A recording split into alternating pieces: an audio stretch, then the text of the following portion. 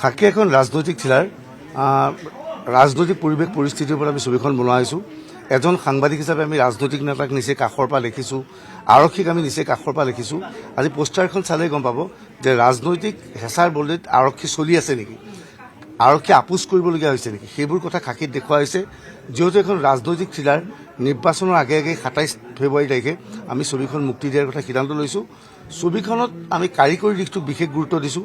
ছবিৰ সংগীত মুম্বাইত ডেনিয়েল বি জৰ্জ তেওঁ কৰি আছে। তেওঁ আন্ধাধুন ছবিখনৰ বাবে বেকগ্ৰাউণ্ড কৰি ফিল্মফেয়াৰ এৱাৰ্ড পাইছিল। আৰু ছবিখনৰ কালাৰ কাৰেকশ্যনৰ কাম DI কাম মুম্বাইৰ প্ৰসাদ লেবৰেটৰী কৰি আছে কিৰণ কোটা। কিৰণ কোটাই ইয়াৰ পূৰ্বে ৱেডনেছডে আৰু মাদ্ৰাজ কাফে নামৰ ছবিখনৰ কালাৰ কৰিছিল। আৰু চাউণ্ডৰ কাম কৰি আছে দেৱজিৎ চাংমাই আৰু অমৃত প্ৰীতমে। ইয়াৰ শেষ পৰ্যায়ত আছে।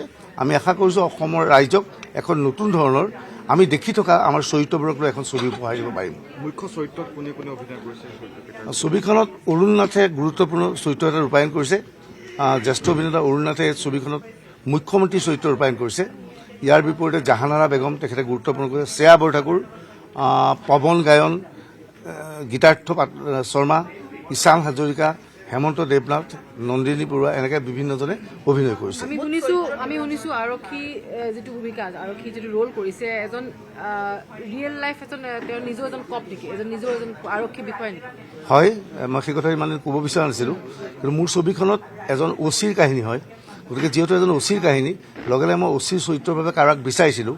কিন্তু এতিয়া আমি ৰিচাৰ্চ কৰি গম পালোঁ যে এজন OC হ'বলৈ হ'লে কমেও 16-17 বছৰ এক্সপিৰিয়েঞ্চৰ প্ৰয়োজন হয়। আমাৰ চিনেমাত দেখুৱাই দিয়াৰ নিচিনা ছালমান খান OC হৈ যাব নোৱাৰে। গতিকে ক'ত OC বিচাৰি থাকোঁতে হঠাৎ এজন অভিনেতাৰ সন্ধান পালোঁ, যিহেতু খুব ভাল অভিনেতা আছিল। এটা সময়তে কোহিনুৰ থিয়েটাৰত অভিনয় কৰিছিল, কিন্তু আৰক্ষীত চাকৰি পাই আৰক্ষীত যোগদান কৰিলে পৱন গায়ন। আৰু তেওঁ খুব ভাল এক্টিং কৰিছিল আগতে। তেওঁৰ লগত যোগাযোগ কৰা হ'ল আৰু আৰক্ষী OCৰ ভূমিকাটো এখন থানাৰ OC পৱন গায়নে নিজে ৰূপায়ণ কৰিছে আৰু খুব ভাল অভিনয় কৰিছে।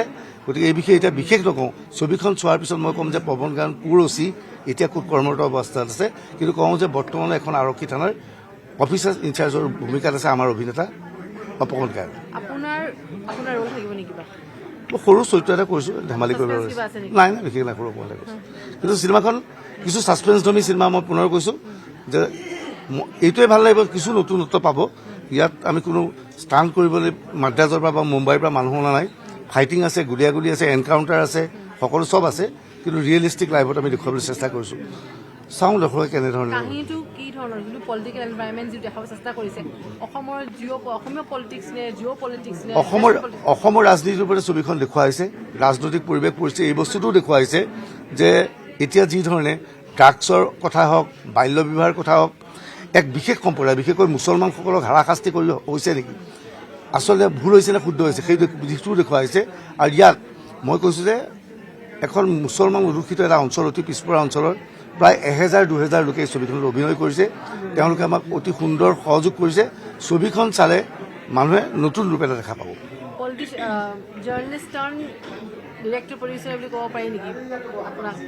নহয়, মই জাৰ্নেলিজম কৰি আছিলোঁ, আপোনালোকৰ নিচিনা একেলগে জাৰ্নেলিজম কৰি আছোঁ। মই পুনৰ কৈছোঁ, আমি আৰক্ষী কৈছোঁ ওচৰৰ পৰা দেখিছিলোঁ, আমি ৰাজনীতিবিদক ওচৰৰ পৰা দেখিছোঁ।